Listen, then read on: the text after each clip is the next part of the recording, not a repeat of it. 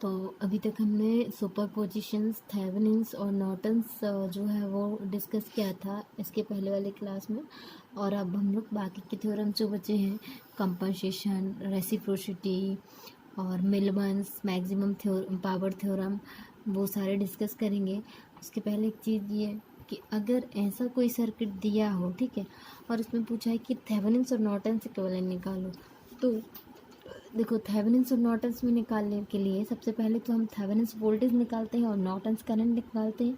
तो Thevenin's voltage निकालने के लिए हम क्या करते हैं, जिस टर्मिनल की बात की है उसके across plus minus VTH voltage लेते हैं और फिर हम VTH फाइंड करते हैं, ठीक है। तो अब हम क्या करेंगे, इस टर्मिनल के अक्रॉस वोल्टेज मान लेंगे प्लस माइनस VTH। तो जो वो VTH होगा वो इस ब्रांच के क्रॉस भी होगा, इस ब्रांच के क्रॉस भी होगा और इस ब्रांच के क्रॉस भी, क्योंकि मैंने आपको पहले ही बोला था कि पैरेलल में वोल्टेज सेम होते हैं और सीरीज़ में करंट सेम होते हैं, ठीक है। तो इधर सारी जगह जो वोल्टेज होगा वो यही होगा VTH, और वो VTH 10 वोल्ट के इक्वल भी होगा। तो थेवेनिन्स इक्विवेलेंट वोल्टेज जो है वो 10 वोल्ट आ जाएगा, ठीक है। अब लेकिन अगर इसी सेम सर्किट में बोला कि नॉर्टन्स करंट निकालो, नॉर्टन्स इक्विवेलेंट निकालो, तो उसके लिए हम नॉर्टन्स करंट निकालेंगे।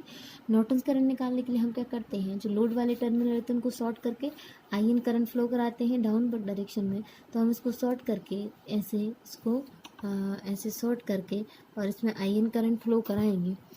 तो होगा क्या, जब ये शॉर्ट हो जाएगा तो शॉर्ट सर्किट का, अब ये ब्रांच भी पैरेलल ही कनेक्ट है, लेकिन जब कोई भी शॉर्ट सर्किट होता है तो उसका वोल्टेज क्या होता है, ज़ीरो होता है।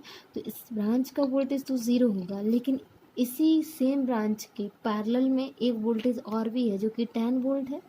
तो इधर इधर अब कैसे होगा कि इन दो ब्रांचेस के अक्रॉस 10 वोल्ट होगा या 0 वोल्ट होगा, ठीक है, निकांड से। तो ये है कि ये वाला जो है वो क्या बोलते हैं, इसको सेटिस्फाई नहीं करेगा KVL को, ठीक। तो जब ये KVL को सेटिस्फाई नहीं करेगा, मतलब ये वोल्टेज और ये वोल्टेज इक्वल नहीं है, KVL को सेटिस्फाई नहीं कर रहा, तो ऐसे सर्किट में हम नॉर्टन्स इक्विवेलेंट करंट नहीं निकाल पाएंगे, ठीक।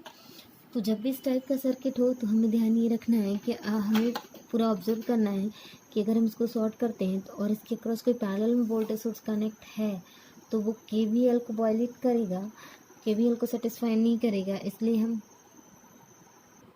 उस सर्किट में नॉर्टन्स इक्विवेलेंट करंट फाइंड नहीं कर सकते, ठीक है। अब अगर ऐसे ही सेम सर्किट सीरीज़ में लिया है, ठीक, सेम सर्किट है बस उसको सीरीज़ कनेक्टेड ले लिया, एक वोल्टेज सोर्स है, उसके सीरीज़ में एक रेजिस्टेंस है और एक करंट सोर्स है, ठीक है, तीनों सीरीज़ कनेक्टेड है। अब इन्होंने बोला कि थेवेनिन्स इक्विवेलेंट और नॉर्टन्स इक्विवेलेंट। तो फर्स्ट ऑफ ऑल हम क्या करेंगे, VTH और IN फाइंड करेंगे।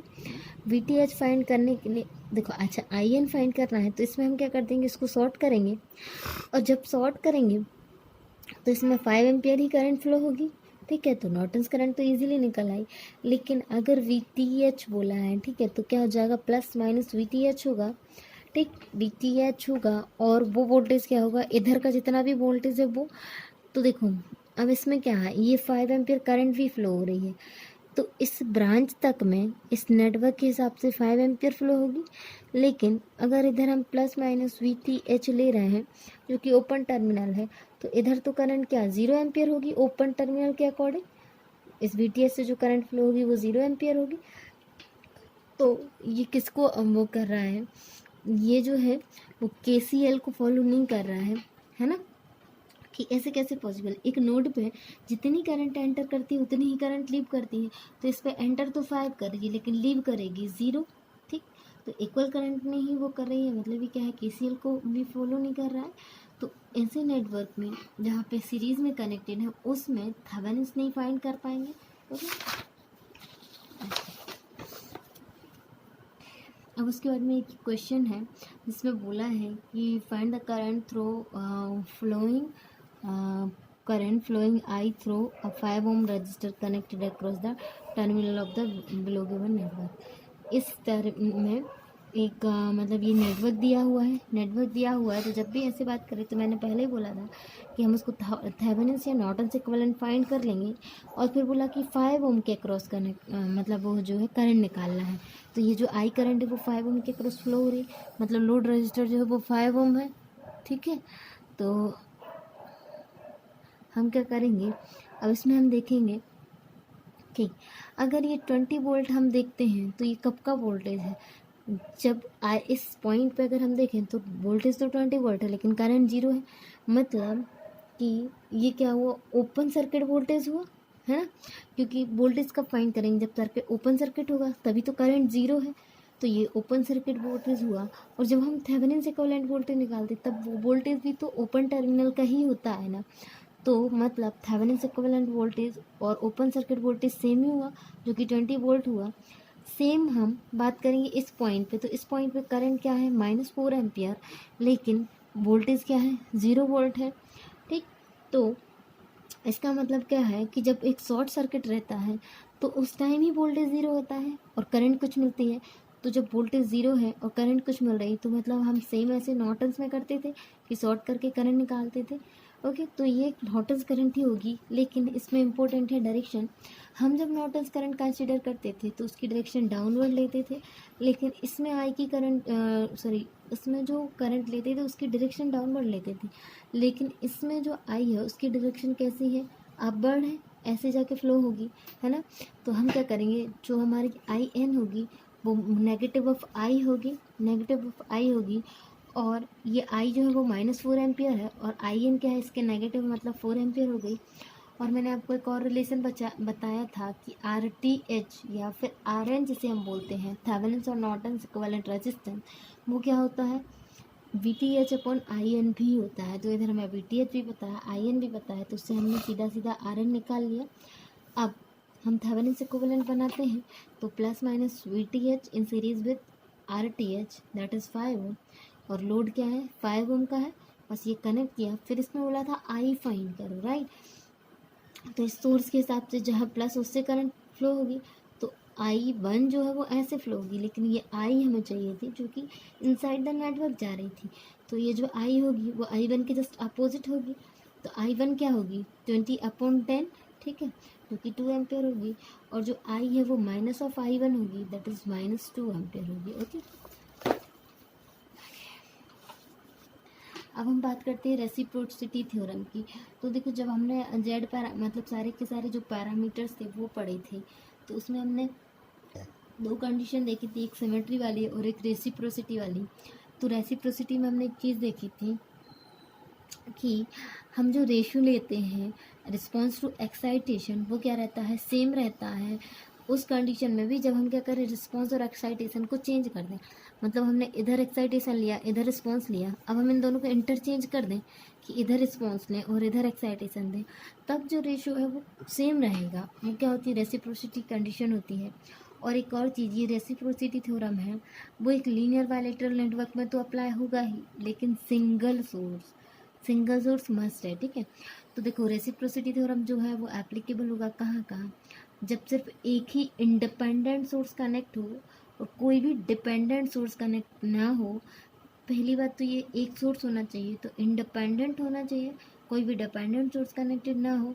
और जो रेशियो है रिस्पॉन्स टू एक्साइटेशन, या तो वो ओम में हो या महू में हो, मतलब ओम में मतलब वी बाय आई के फॉर्म में हो, या फिर महू मतलब आई बाय वी के फॉर्म में हो, राइट। ओके, तो अब इस पे बेस्ड हम लोग कुछ क्वेश्चंस देखते हैं।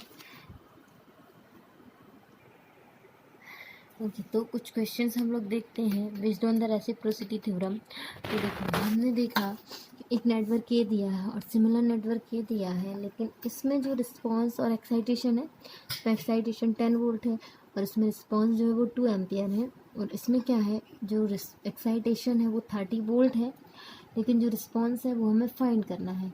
तो सिंपली हम क्या कर लेंगे, सेम नेटवर्क दिख रहा है हमें, तो हम करेंगे क्या कि इसमें रेसिप्रोसिटी थ्योरम लगा देंगे, क्योंकि हमने देखा एक एक सोर्स कनेक्ट है और ये एन नेटवर्क जो है वो सेम ही है। तो इसमें जो एक्साइटेशन अपॉन रिस्पॉन्स या रिस्पॉन्स अपॉन एक्साइटेशन होता है वो कांस्टेंट होता है, तो that is 2/10 equal to I/30, ठीक।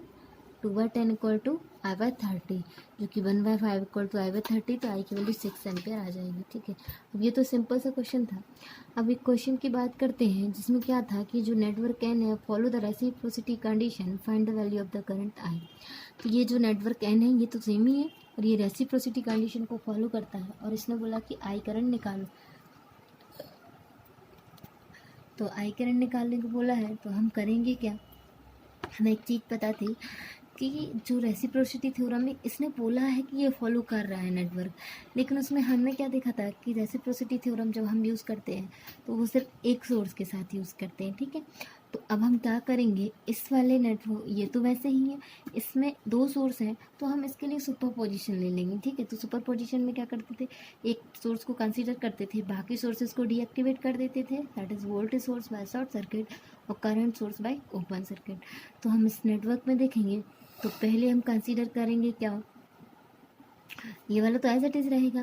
पहले केस में हमने क्या लिया, ये वाला 30 वोल्ट लिया, ठीक है। और इधर पे हमने हाँ, अब एक और चीज़ कि जब भी हम लोग सुपर पोजिशन की बात करते थे तो जैसे हमें ये आई निकालनी, तो हम करेंगे क्या, अलग अलग सोर्सेज के एक्टिवेशन से जो करंट मिलेगी उसको बाद में हम सम करेंगे, तब हमें ओवरऑल मिलेगी, ठीक है। तो पहले केस में हम इसको I1 ले लेंगे, दूसरे में I2 ले लेंगे, ठीक। तो हमने पहले केस में इसको I1 ले लिया, सर्किट ऐसे फॉर्म हो गया। अब ये तो वैसे ही बन गया ना, रेसिप्रोसिटी जैसे हम लगाते थे, रिस्पॉन्स बाय एक्साइटेशन, ठीक है। तो हम क्या करेंगे, इधर से हमें मिलेगा I1/30 और इधर से हमें क्या मिलेगा 2/10, I1/30 इक्वल टू 2/10, ठीक है। मतलब रिस्पॉन्स बाय एक्साइटेशन सेम। तो इधर से हमें I1 6 एम्पियर मिल गया।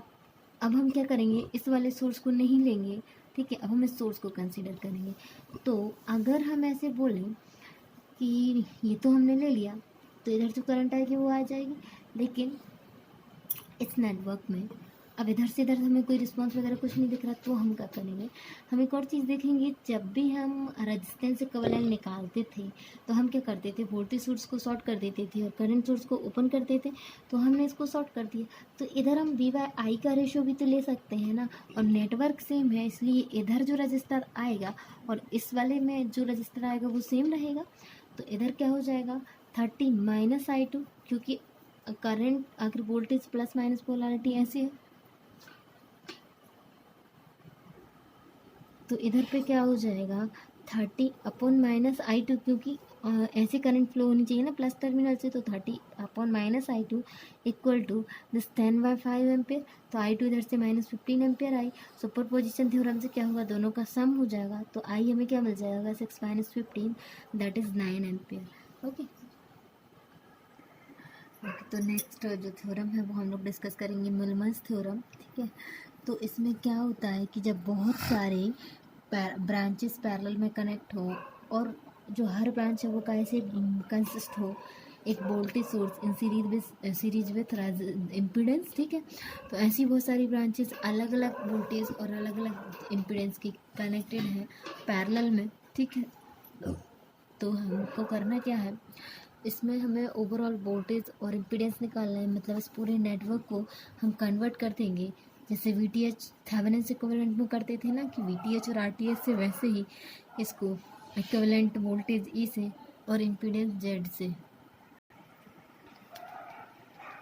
तो अब अगर ऐसे n वोल्टेज सोर्स और n इम्पीडेंसेस जो है वो कनेक्ट है, तो हम उन सबको सॉल्व करके कन्वर्ट कर सकते हैं एक वोल्टेज सोर्स में इन सीरीज़ विद एक इम्पीडेंस में, ठीक है। तो ये कैसे आया वो हम लोग देखेंगे। तो देखो, मैंने आपको सोर्स ट्रांसफॉर्मेशन बताया था जब थेवेनिन्स और नॉर्टन्स की बात की थी। तो हम करते क्या है, अगर एक वोल्टेज सोर्स और इम्पीडेंस सीरीज़ कनेक्टेड हो तो उसको हम कन्वर्ट कर सकते हैं एक current source in parallel with same impedance, ठीक है। तो हमने इधर पे यही किया, तो I क्या हो जाएगा, E/Z हो जाएगा, E1/Z1, और ये हो जाएगा इम्पीडेंस। तो ऐसे क्या होगा, n ब्रांचेस जो हैं वो ऐसे जो सीरीज कॉम्बिनेशन से बनी वो पैरेलल कॉम्बिनेशन से बन जाएंगी। तो अब हम करेंगे क्या, देखो अगर सीरीज की बात करें तो वोल्टेज इसका सम आ जाता है, लेकिन हम लोग पैरेलल की बात कर रहे हैं तो करंट का सम आ जाएगा। तो सारी की सारी करंट जो है वो क्या हो जाएंगी, इधर ऐड हो जाएंगी, ठीक है। ओके, तो इधर करंट जो होगी IN वो क्या हो जाएगी, दिस करंट प्लस जितनी भी करंट सबका एडिशन, तो E1/Z1 plus E2/Z2 plus E3/Z3 plus दस EN/ZN, ठीक है, ये आ जाएगा। उसके बाद इम्पीडेंस की बात करें तो जितने भी इम्पीडेंस है सारे के सारे पैरेलल कनेक्टेड हैं। तो मैंने आपको बताया था जब इम्पीडेंस पैरेलल में हो तो 1/Z इक्विवेलेंट जो निकालेंगे वो क्या हो जाएगा 1/Z1 plus 1/Z2 plus dash 1/ZN, ऐसे आ जाएगा, ठीक है। तो अब क्या होगा कि हमें इधर से करंट मिल गई, क्योंकि हमने इसको पैरेलल अभी हमने IN और इक्विवेलेंट इम्पीडेंस निकाला, तो इससे हमें पैरेलल कॉम्बिनेशन मिला। इसको हम क्या करेंगे, सोर्स ट्रांसफॉर्मेशन की हेल्प से अगेन हम इसको कन्वर्ट कर लेंगे voltage source in series with one impedance. ठीक है, तो इम्पीडेंस तो एज इट इज रहेगा जो जेड एन आया, वोल्टेज सोर्स क्या हो जाएगा, I N into Z N हो जाएगा। ठीक, तो ई की वैल्यू क्या होगी, आई एन जेड एन होगा। अब आई एन हमने इधर से ये निकाला, अब जेड एन को हम one upon I N upon one upon Z N लिख सकते हैं, है ना। तो ये आई एन जेड एन ही हुआ, लेकिन हम इसको I N upon one upon Z N लिख देंगे क्योंकि हमारे पास वन अपॉन जेड एन की वैल्यू है। ये सारी वैल्यूज़ पुट करेंगे। ठीक, तो इधर से हमने क्या देखा, ई जो आया वो क्या हुआ, summation of I equal to 1 to n E I by I. ठीक है, मतलब Z up E upon Z है, तो इस जेड को हम ई बाय लिख सकते हैं, है ना। जेड जो है अपॉन उसको बाय लिख सकते हैं, दैट इज एडमिटेंस। तो summation I equal to 1 to n E I by I आ जाएगा। अपॉन में क्या आ जाएगा, summation of I equal to 1 to n Y of I, मतलब ये क्या है, एडमिटेंसेस ही। ओके, अब हम बात करते हैं सेम ऐसे ही अगर सीरीज़ में मतलब पैरेलल कॉम्बिनेशंस में दिए होते और उसको हमें एक पैरेलल कॉम्बिनेशन में कन्वर्ट करना होता, तो हम क्या करते हैं, सीरीज़ में है तो सीरीज़ में वोल्टेजेस जो है वो ऐड हो जाते हैं, तो इनको हम क्या करेंगे, सोर्स ट्रांसफॉर्मेशन की हेल्प से सीरीज़ में बनाएंगे, मतलब voltage source in series with impedance, voltage source in series with impedance, सारे के सारे जो वोल्टेजेस हैं उनको ऐड कर देंगे क्योंकि सीरीज़ में सारे वोल्टेज ऐड हो जाते हैं, और जो इम्पीडेंस है उनको भी ऐड कर देंगे, तो वी इक्वलेंट मिल जाएगा और आई इक्वलेंट मिल जाएगा। उससे हमें सीरीज़ कॉम्बिनेशन मिलेगा वी और आई का, उसको हम सोर्स ट्रांसफॉर्मेशन की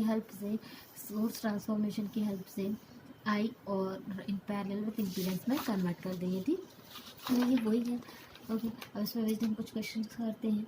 तो इन्होंने बोला कि इस नेटवर्क में क्या दिया है, इक्विवेलेंटली रिप्रेजेंटेड, मतलब ये दोनों सेम ही है, तो हमें V1 और R1 की वैल्यू फाइंड करनी है। ठीक है, तो हम क्या करेंगे, वैसे ही निकाल लेंगे उससे, या फिर सिंपली हम क्या करेंगे, ऐसे ना करके, मतलब उतना लंबा ना जाके हम क्या करेंगे, इधर ये जो ओपन टर्मिनल उधर का हमने एक वोल्टेज ले लिया V1 मान लो। ठीक है, V1 मान लिया। ओके, तो वो क्या हो जाए, अच्छा V1 इधर पे दिया है तो V डैश ले लेते हैं, V डैश ले लिया। अब हम क्या करेंगे, वो सारे की सारी ब्रांचेस के अक्रॉस का V डैश ही होगा, तो हम KCL अप्लाई कर देंगे, तो V dash minus V upon R plus V dash minus V upon R plus V dash minus V upon R equal to 0 हो जाएगा। तो क्या हो जाएगा, 3V dash minus 3V equal to 0, V dash equal to V आ गया। ठीक, तो देखो इसमें भी इनका यही आ रहा, उस फॉर्मूले से किया तब भी यही आ रहा, V1 इक्वल टू V, तो ऐसे निकाल लिया। और रही बात R इक्वलेंट निकालने के लिए, तो हम क्या करेंगे इसमें कि जैसे थेवेनिन इक्विवेलेंट रेजिस्टेंस निकालते थे कि सारे के सारे सोर्स को डीएक्टिवेट कर देते थे, तो तीनों रजिस्टर पैरेलल में आ जाएंगे, तो R इक्विवेलेंट जो आएगा वो R/N दैट इज़ R/3 आ जाएगा। तो ये तो हुई बात कि हमें कैसे सॉल्व करना है क्वेश्चन को इन द एग्ज़ाम, लेकिन ये है अभी कि ये थ्योरम कैसे अप्लाई करना। तो ये थ्योरम अप्लाई करने के लिए क्या है कि जब ये ऐसा कनेक्टेड है तो इसको हम current source in parallel with register convert करेंगे, इसलिए क्योंकि पैरेलल में हम करंट्स को ऐड कर सकते हैं। ठीक है, वोल्टेज को तो नहीं सीधे ऐड कर सकते, पैरेलल में करंट्स को ऐड कर सकते हैं, और पैरेलल में जब इम्पीडेंसेस या रेजिस्टेंसेस आ जाएंगे तो उनको हम सॉल्व कर लेंगे ऐसे, 1/R1 equal to 1/R plus 1/R plus 1/R, क्योंकि ये V in parallel with R ऐसे कॉम्बिनेशन बनेंगे 3। ठीक है, और उसमें जो V1 आएगा वो क्या आ जाएगा, IN इंटू ZN, और IN क्या होगा, V upon R plus V upon R plus V upon R upon 1/R1 plus 1/R plus 1/R, ये आ जाएगा। ठीक है, तो सेम ये आ गया। ओके, तो ये क्वेश्चन भी वैसे ही है, तो इसमें कुछ ऐसा है नहीं, मतलब जैसे हमने किया वैसे ही करना है। बाकी क्वेश्चन एग्ज़ाम में कोई ऐसे नहीं पूछेगा, मतलब ऑब्जेक्टिव में ऐसे कौन पूछेगा कि किस मेथड से आप यूज़ करो उनको आंसर के मतलब। ठीक है, तो आप इजी वे आपको जो पड़े उससे सॉल्व करिएगा। नेक्स्ट हम लोग थ्योरम देखते हैं, कंपनसेशन थ्योरम। तो कंपनसेशन थ्योरम में होता क्या है कि किसी भी लीनियर नेटवर्क में उन्होंने बोला कि अच्छा लीनियर नेटवर्क में इंडिपेंडेंट सोर्स जो है वो कनेक्ट है। ठीक है, ये इंडिपेंडेंट सोर्स। अब इन्होंने बोला कि एक इम्पीडेंस है इसी में, ये जेड इम्पीडेंस, ये जो है आई करंट कैरी कर रहा है और ये चेंज हो रहा है जेड प्लस डेल जेड में, मतलब जैसे पहले 2 ओम था फिर 3 ओम हो जा रहा है, ऐसी कुछ भी वैल्यू उसकी जो है चेंज हो रही है। तो हम करेंगे क्या, इस ब्रांच में जो इंक्रीमेंटल चेंज होगा, है ना, उसको हम कैसे रिप्लेस करेंगे, voltage source in series with impedance. तो इम्पीडेंस रहेगा Z प्लस डेल Z, यही जो चेंज हो रहा था, और जो वोल्टेज सोर्स रहेगा वो I डेल Z रहेगा। लेकिन उस टाइम पे सर्किट जो है वो क्या रहेगा, डीएक्टिवेटेड रहेगा। जब हम इस चेंज जो हो रहा है इम्पीडेंस, उस ब्रांच को कन्वर्ट करेंगे या रिप्लेस करेंगे by the branch Z plus del Z in series with I del Z से, ठीक है। वोल्टेज सोर्स इम्पीडेंस से जब हम उसको चेंज करेंगे या रिप्लेस करेंगे, तो जो सोर्स है उसको हम सर्किट को डीएक्टिवेट कर देंगे। मतलब वोल्टेज सोर्स था तो हम उसको शॉर्ट सर्किट से रिप्लेस कर दिया था, ओके। अच्छा, अब ये क्वेश्चन है, इसमें हम देखते हैं। ये क्वेश्चन था, इन्होंने बोला कि जो 2 ओम है वो 3 ओम में चेंज हो रहा था। मतलब Z जो है वो Z प्लस डेल Z में चेंज हो रहा था। मतलब Z प्लस डेल Z में, मतलब 2 + 1, तभी तो ये 3 आया। तो डेल Z की वैल्यू क्या हुई, 1 हुई, ठीक है। अब अगर इसमें करंट की वैल्यू भी देखें तो कितनी आ रही थी, ये दोनों पैरेलल हैं तो 1 ओम आएगा, और प्लस में 2 ओम तो 3 ओम आएगा। तो आई की वैल्यू 6/3 दैट इज़ 2 एम्पियर। इधर से 2 एम्पियर फ्लो होगी, दोनों इक्वल रेजिस्टेंस है तो 1 एम्पियर फ्लो होने लगेगी, है ना। और क्या होगा कि अब हम इसको बनाएंगे, कंपनसेशन थ्योरम लगाएंगे। तो इधर पे क्या आ जाएगा, Z plus del Z that is 3 ohm, ठीक है। और उसके साथ सीरीज में आएगा वोल्टेज सोर्स, उसकी वैल्यू क्या होगी, I डेल Z। तो I की वैल्यू इधर 1 थी और डेल Z तो वो भी 1 था, तो ये 1 आ गया, ठीक, ये आ जाएगा, ओके। अब अच्छा, हाँ, इसको डीएक्टिवेट भी करेंगे तो इसको सॉर्ट कर देंगे। अब जो कंपनसेशन थ्योरम है वो कहाँ यूज़ होता है, जो स्टडी स्टेट एरर हम लोग देखते हैं काय में, मेजरिंग इंस्ट्रूमेंट में। तो उस टाइम यूज़ कर, जब वो नल, जब हम लोग मेजरमेंट पढ़ेंगे तो वहाँ देखेंगे कि जो नल डिफ्लेक्शन होता है गैल्वेनोमीटर ब्रिज में, तो उसमें जो एरर आती है उसके लिए ये कंपनसेशन थ्योरम यूज़ होता है, ठीक, ओके। अब इसके बाद अब हम बात करते हैं सब्स्टिट्यूशन थ्योरम की। तो इसमें क्या है, जो एक ब्रांच है उसको हम क्या कर सकते हैं, सब्स्टिट्यूट कर सकते हैं किसी डिफरेंट ब्रांच से। बस ये है कि उसमें जो वोल्टेज और करंट है ना, एंटायर नेटवर्क का जो पूरा नेटवर्क है उसमें जहाँ जहाँ की हम वोल्टेज और करंट की बात करें वो कहीं का डिस्टर्ब नहीं होना चाहिए, है ना। तब हम क्या कर सकते हैं, एक न्यू ब्रांच को इंट्रोड्यूस कर सकते हैं, और उसमें जो उस टर्मिनल का वोल्टेज और करंट हो वो भी पहले जैसी ब्रांच जो थी उसके जैसे ही होना चाहिए, फिर हम चेंज कर सकते हैं। एग्जाम्पल से ज़्यादा क्लियर होगा। जैसे इस एग्जाम्पल में हम देखें, ये ±10 वोल्ट दिया है, ये 4 ओम दिया है, ये 6 ओम दिया है ना।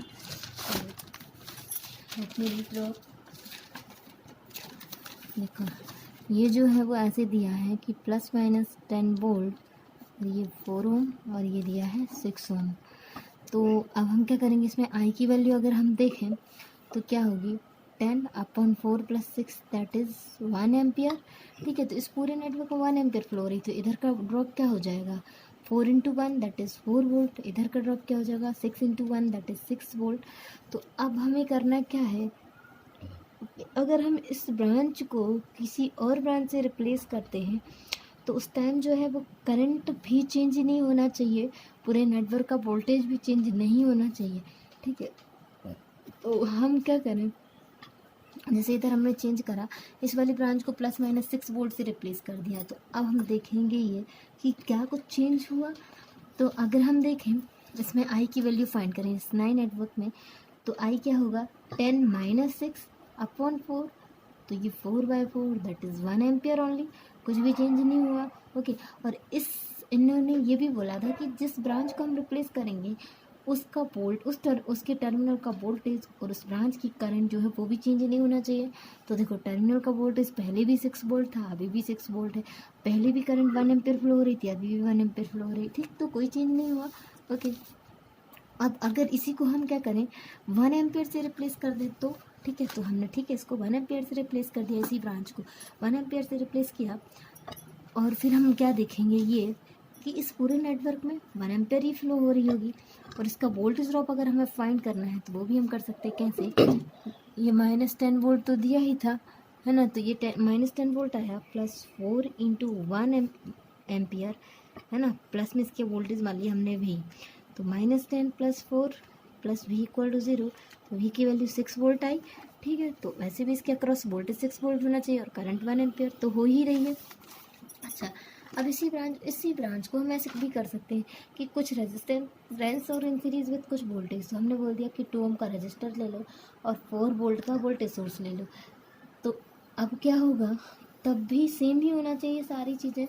अब अगर इसमें हम करंट फाइंड करेंगे इस नेटवर्क में, तो क्या होगा, 10 माइनस 4 अपॉन 4 प्लस 2 36 अपॉन 6, यानी कि 1 एम्पियर ही आ रहा है अभी भी, ठीक है। और इसमें वोल्टेज ड्रॉप की बात करें तो इसमें क्या होगा, 1 इंटू 2 प्लस माइनस 2 वोल्ट, और इसके अक्रॉस ऑलरेडी 4 वोल्ट है। तो पूरा जो इस टर्मिनल की बात हम करते हैं, ए बी टर्मिनल मान लो, तो इस टर्मिनल के अक्रॉस वोल्टेज 6 वोल्ट ही रहे, करंट 1 एम्पियर ही रही, तो कोई चेंज नहीं आया, ठीक है। तो नेक्स्ट हम लोग स्टार्ट करते हैं intelligence theorem.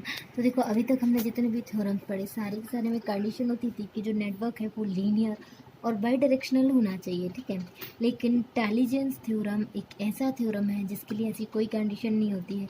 Either the network is linear, non linear, unidirectional, bidirectional, time variant, time invariant, हर तरह के नेटवर्क के लिए जो है इंटेलिजेंस थ्योरम एप्लीकेबल होता है। और इसमें होता क्या है कि जो सम ऑफ पावर होती है, सम ऑफ इंस्टेंटेनियस पावर होती है पूरे नेटवर्क में, हर एलिमेंट के अक्रॉस जो पावर होती है अलग अलग, जैसे 4 हैं तो P1 P2 P3 P4 होगी, तो चारों की चारों जो है उनका सम क्या होगा, 0 होगा। मतलब कि उसमें पावर एब्जॉर्ब और पावर डिलीवर्ड जो होती है वो इक्वल होती हैं, ठीक है। ओके, और ये जो बेस्ड होता है कौन से, ये जो इंटेलिजेंस थ्योरम है ये बेस्ड होता है law of conservation of energy, ठीक। और इसके वेरिफिकेशन के लिए हम लोग KVL KCL इक्वेशंस का यूज़ करते हैं। उसके बाद इस पर भी कोई क्वेश्चन वगैरह नहीं होते क्योंकि हर जगह एप्लीकेबल है, बस ये ऑब्जेक्टिव बनता है कि ऐसा कौन सा थ्योरम है जो किसी भी टाइप के नेटवर्क के लिए एप्लीकेबल है। ओके, तो ये इंटेलिजेंस थ्योरम है। उसके बाद हम लोग आते हैं मैक्सिमम पावर ट्रांसफ़र थ्योरम पे। मोस्ट इम्पोर्टेंट थ्योरम में ये बहुत यूज़ होता है। ओके, तो अभी हम लोग बात करते हैं, एक सिंपल नेटवर्क है, उसमें लोड कनेक्ट है RL और वो वैरी कर रहा है, ठीक है। मतलब इन्होंने बोला कि RL की वो वैल्यू बताओ जिसके लिए इस नेटवर्क में मैक्सिमम पावर ट्रांसफ़र होता है। ये होता है मैक्सिमम पावर ट्रांसफ़र थ्योरम। तो हम क्या करेंगे, इस नेटवर्क को थेवेनिन इक्विवेलेंट में कन्वर्ट कर सकते हैं, ठीक है। तो ये कर लेंगे। उसके बाद RL, तो अब इसको हम ड्राइव करते हैं। तो बार बार जब भी क्वेश्चन पूछेगा तो हम ऐसे ड्राइव नहीं करेंगे, देखेंगे किस फॉर्म का क्वेश्चन बन रहा है। तो 5-6 फॉर्म होते हैं, वो हम लोग पढ़ेंगे। तो देखो, इधर I की वैल्यू क्या होगी, VTH upon RTH plus RL। Power जो होगी वो क्या होगी, RL के क्रॉस बात करनी है ना, तो I स्क्वायर RL, I की वैल्यू हमने इधर से पुट की। उसके बाद में मैक्सिमम पावर की बात करें तो देखो, मैक्सिमम जब भी हमें निकालना रहता है किसी के भी रिस्पेक्ट में, तो हम इन्होंने पूछा कि RL की वो वैल्यू बताओ जिसके लिए मैक्सिमम पावर ट्रांसफ़र होगी। तो मतलब हम क्या करेंगे, उस पूरी पावर को डिफरेंशिएट करेंगे विद रिस्पेक्ट टू RL, क्योंकि RL को ही वेरी कर रहे हैं। तो पावर को हम डिफरेंशिएट करेंगे RL के रिस्पेक्ट में, तो होगा क्या, VTH स्क्वायर तो कांस्टेंट है, इसको हम बाहर ले लेंगे। अब जो RL और RTH है वही वेरी करेंगे, मतलब RL ही वेरी कर रहा है क्योंकि, ठीक है। तो हम क्या करेंगे, second function differentiation of first मतलब RL minus first function, second function differentiation of first minus first function जो कि RL है, इंटू डिफरेंशिएशन ऑफ सेकंड। तो सेकंड का डिफरेंशिएशन, सेकंड फंक्शन क्या है, RTH प्लस RL का होल स्क्वायर है, तो ये 2 RTH प्लस RL आएगा, ठीक। अपन में सेकंड का होल स्क्वायर, तो होल स्क्वायर तो ऑलरेडी था तो होल पावर 4 हो जाएगी। ओके, अब हम इसको मैक्सिमम के लिए कंडीशन क्या होती है, इसका डिफरेंशिएट करो वेरिएबल के थ्रू रिस्पेक्ट में और इक्वेट करो 0 के। तो इस पूरी इक्वेशन को हम 0 के इक्वेट करेंगे, तो इसमें हमें क्या मिल जाएगा, RTH प्लस RL, एक और एक कट जाएगा तो RTH plus RL minus 2RL equal to 0 मिलेगा। इससे RTH इक्वल टू RL मिलेगा। ओके, मतलब हमें एक चीज़ मिली कि जब भी इस टाइप का क्वेश्चन दिया हो, नेटवर्क बड़ा सा दिया हो और जो RL है वो प्योरली रजिस्टिव दिया हो, मतलब सिर्फ और सिर्फ रियल पार्ट दिया हो और उसमें वो वेरी कर रहा हो, और उसने बोला है कि इसमें मतलब पूछा है कि RL जो है उसके क्या वैल्यू होनी चाहिए जिसके लिए मैक्सिमम पावर ट्रांसफर होगा। तो RL जो है वो कहे कि इक्वल आएगा, RTH के इक्वल आएगा, जो कि हम थेवेनिन इक्विवेलेंट रेजिस्टेंस फाइंड करके निकाल लेंगे, ठीक। तो RL इक्वल टू RTH हो जाएगा। और पावर क्या होगी इसमें हम ये भी देखते हैं। तो हमने क्या रखी थी, इधर पे ये रखी थी VTH अपॉन RTH प्लस अच्छा, आर एल की जगह ये थी पावर इधर इस इक्वेशन में, तो इधर पे हम R L equal to R T H रख देंगे, तो ये क्या हो जाएगा, V T H square upon 2 R T H का whole square into R T H, तो 4 R T H square into R T H, that is V T H square upon 4 R T H. Okay, तो आपको बस ये चीज़ याद रखनी है कि जब भी लोड जो है, लोड बोलो या फिर लोड रजिस्टर बोलो, जो प्योरली रजिस्टिव दिया हो और बोल रहा है कि इसकी क्या वैल्यू होनी चाहिए कि मैक्सिमम पावर ट्रांसफर हो नेटवर्क से, तो उसमें कंडीशन ये है कि जो आर एल है वो आर टी एच के इक्वल होगा और पावर जो होगी we T H square upon 4 R T H होगी। ठीक, ये लेकिन कब है, जब डीसी की केस की बात करते हैं। ओके, अब सिमिलरली हम लोग बात करते हैं अलग। अच्छा, ये तो था जब आरएल वेरी कर रहा था, ठीक है। अब सेम नेटवर्क में अगर बोल दिया इन्होंने कि आरटीएच ही वेरी कर रहा, मतलब जो नेटवर्क होगा उसमें कुछ सोर्स रेजिस्टेंस होगा वही वेरी कर रहा, तब क्या करेंगे, तब भी हमने उसको सेम प्रोसेस से सॉल्व किया, तो हमें मिला कि आरटीएच क्या आता है, 0 आता है। ओके, और उस केस में जो पावर होता है वो we T H square upon R L होता है। Okay, done. अब देखो क्या है कि जो अगर हम आर टी एच, मतलब ये जो हमने 2 पॉइंट निकाले कि R T H equal to R L जब आर एल वेरी कर रहा है, और आर टी एच की वैल्यू 0 जब आर टी एच वेरी कर रहा है ना, तो ये दोनों को लिखा हुआ है। ओके, अब इन्होंने बोला कि in the below given electrical network for what value of load resistance R L the maximum power will be transfer to it. मतलब इन्होंने बोला कि आर एल की किस वैल्यू के लिए इस नेटवर्क में मैक्सिमम पावर ट्रांसफ़र होगा। ओके, तो हमें करना क्या है, सेम नेटवर्क को सॉल्व करना है। तो मैंने जैसे आपको अब भी बताया था कि हम करेंगे क्या, जहाँ भी बोला है लोड की बात करिए कि इस लोड की वैल्यू क्या होगी, तो अब हमने देखा कि आर एल वेरी कर रहा है तो आर एल की वैल्यू आर टी एच के इक्वल होगी, तो हम सीधा सीधा आर टी एच फाइंड करेंगे, और वो मैं इसके पहले वाली क्लास में बता चुकी हूँ कि कैसे फाइंड करते हैं, तो जस्ट मैं सीधे सीधे एक्सप्लेन करती जाऊँगी, बार बार नहीं बताऊँगी। ठीक, तो इधर हमने देखा तो इधर पॉइंट मार्क कर दिए, ए पॉइंट है ऐसे, और ये बी पॉइंट, ये सी पॉइंट। अब हम इसको सर्किट को रिड्रॉ करेंगे तो ऐसे सर्किट बन जाएगा। ठीक, ये 4 और ये 4 जो है दोनों पैरेलल में आ गए, बिटवीन ए सी कनेक्ट है, और बिटवीन बी सी जो है वो कनेक्ट है 1 ओम, और ए बी के बीच में 6 ओम कनेक्ट है ना। ओके, और हमें निकालना है ए बी के अक्रॉस, मतलब इन दोनों टर्मिनल के अक्रॉस, तो ये दोनों पैरेलल में है 4 4, तो ये 2 हो गया, इन सीरीज विद 1 आया तो 3 हो गया, 6 और 3 का पैरेलल जो आएगा वो हो जाएगा आर टी एच। तो 6 और 3 का पैरेलल क्या हो जाएगा, 2 ohm, 6 into 3 by 6 plus 3 that is 18/9 equal to 2 ohm, ये आ गया। ओके, तो मैक्सिमम पावर ट्रांसफर थ्योरम के लिए जो आर एल की वैल्यू है वो क्या होगी, 2 ओम होगी, जो कि आर टी एच के इक्वल होगी। ओके, अब इस वाले क्वेश्चन में ये बोला है कि आर एल की वैल्यू फाइंड करो जब मैक्सिमम पावर ट्रांसफ़र होता हो। ठीक है, तो आर एल की वैल्यू फाइंड करनी, हम इसको भी वैसे ही फाइंड करेंगे, लेकिन जब भी मैंने आपको क्या बोला था कि एक चीज़ जब भी इस टाइप का क्वेश्चन दिया, अब देखो इसके पहले वाले क्वेश्चन में तो इस ब्रांच का नहीं था ना पता, तो हम कुछ भी वैल्यू लें, जैसे अच्छा हाँ इसका भी 6 ओम दे रखा होता, तो 6 इंटू 4 और 6 इंटू 4, तो मतलब अपोजिट आर्म्स को अगर हम मल्टीप्लाई करते तो ब्रिज बैलेंस हो जाता, तो इसमें कोई करंट फ्लो नहीं होती, लेकिन हमें तो बात ही रेजिस्टेंस की करनी थी और हमें ये पता नहीं था, इसलिए हमने इसको फाइंड किया। अब लेकिन हमें क्या बोल रहा है कि जो बीच का रेजिस्टेंस है वो बोल रहा है फाइंड करने, तो हम इधर कंडीशन अगर लगाएं 9 इंटू 2 इक्वल टू 6 इंटू 3, 18 आ रहा है, मतलब अपोजिट आर्म का रेजिस्टेंस का मल्टीप्लिकेशन करने पे सेम वैल्यू आ रही है। इसका मतलब ये है कि ये जो है ब्रिज बैलेंस है, तो इसमें कोई करंट फ्लो नहीं होगी, और जब इसमें कोई करंट फ्लो नहीं होगी तो पावर डिसिपेशन ही नहीं होगा। ठीक, ओके, इस क्वेश्चन में हमें क्या बोला हुआ है कि in the below given electrical network find the value of the resistance R so that the maximum power get transfer to the load. Okay, तो लोड इन्होंने आर को नहीं बोला है, इन्होंने इन दोनों के पैरेलल कॉम्बिनेशन को लोड बोला है इन द क्वेश्चन। मतलब ये 10 वोल्ट दिया है और ये 2 ओम दिया है, और उसके साथ एक पूरा लोड दिया है जो कि पैरेलल कॉम्बिनेशन है आर और 4 ओम का। ठीक है, अब इस केस में जब भी ऐसा केस देंगे तो कोई बात नहीं, हम इसको भी सॉल्व कर लेंगे। तो अब अगर इस पूरे को हटा दें हम, तो आर एल बोल दें, तो आर एल कहाँ है कि इक्वल आर एल में आर वेरी कर रहा है। ठीक है, तो आर एल हम पहले फाइंड करेंगे, फिर उसमें आर वेरी कर रहा है तो उससे सॉल्व करेंगे। अब आर एल जो है वो RTH के इक्वल होना चाहिए। हमने अभी देखा था मैक्सिमम पावर ट्रांसफ़र के लिए कि RL जो है वो RTH के इक्वल होना चाहिए, और इसमें ये VTH और RTH के टर्म में ही दिया है ना, तो VTH RTH के टर्म में ही दिया, तो हमने इधर से ऑब्जर्व किया कि जो RL होगा वो 2 ओम होगा, राइट। तो RL है क्या, 4 in parallel with R, that is 4R upon 4 plus R है।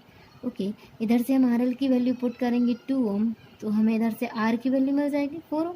ओके, तो ये हमें मिल गया। अच्छा, ऐसे ही एक और क्वेश्चन है कि इस क्वेश्चन में ये बोला है कि VL की वैल्यू फाइंड करो so that the maximum power get transfer to the load. अब लोड इसमें ये पूरा है 200 इन पैरेलल विथ 50 ओम और VL इन सीरीज़, तो इस VL की वो वैल्यू फाइंड करनी है। अब ऐसा नहीं कि मैक्सिमम पावर ट्रांसफर थ्योरम है तो R की ही बात करेगा, V की भी बोल सकता है।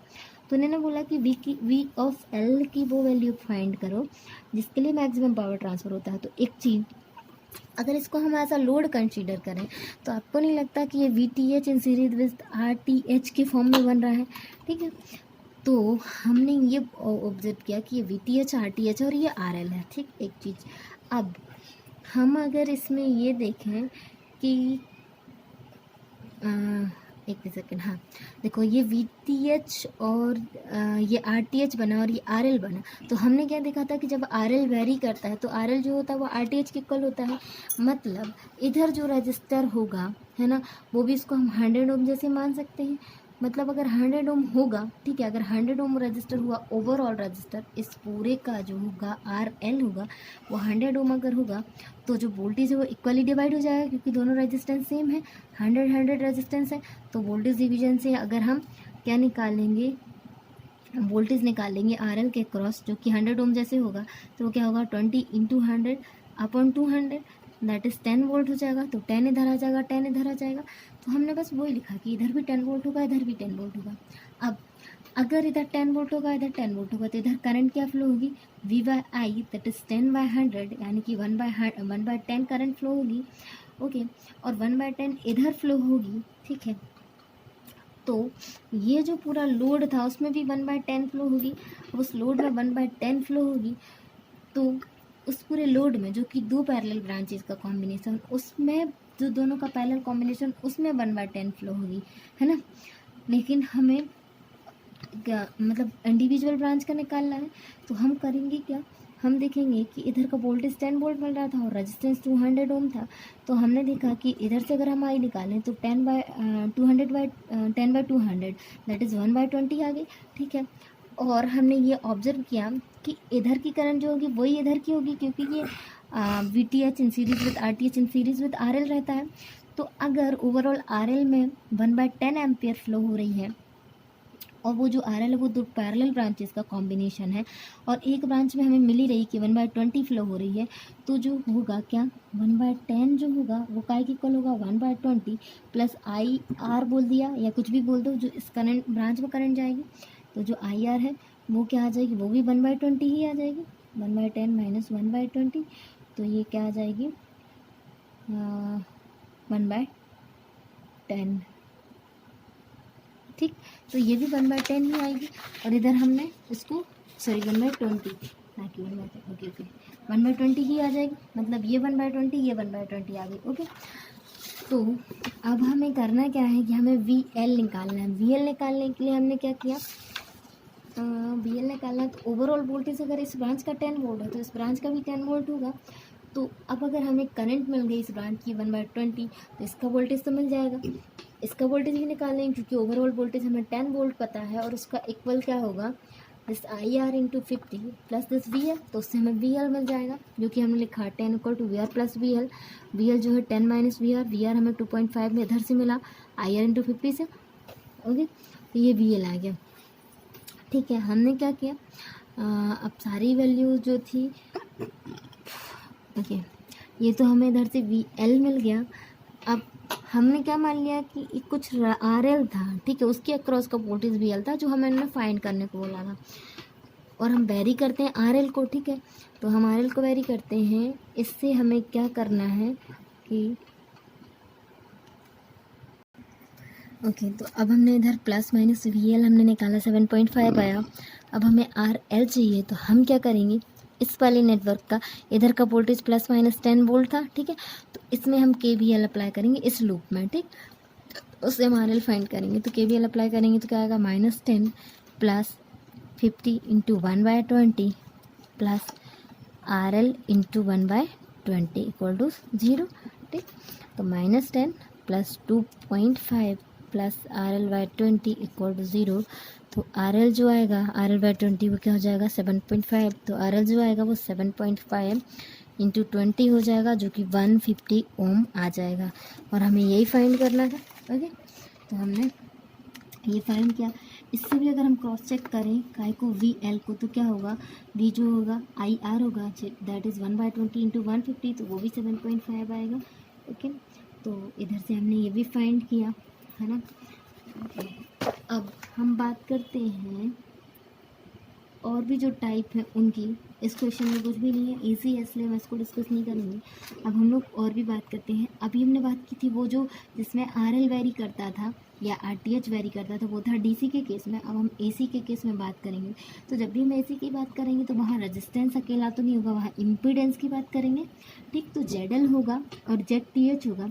ZTH क्या होगा, RTH + JXTH, that is real term + J of imaginary term. और जो ZL होगा वो RL + JXL होगा, राइट। अब इसमें I की बात करें तो VTH / RTH + RL होगी, ओके।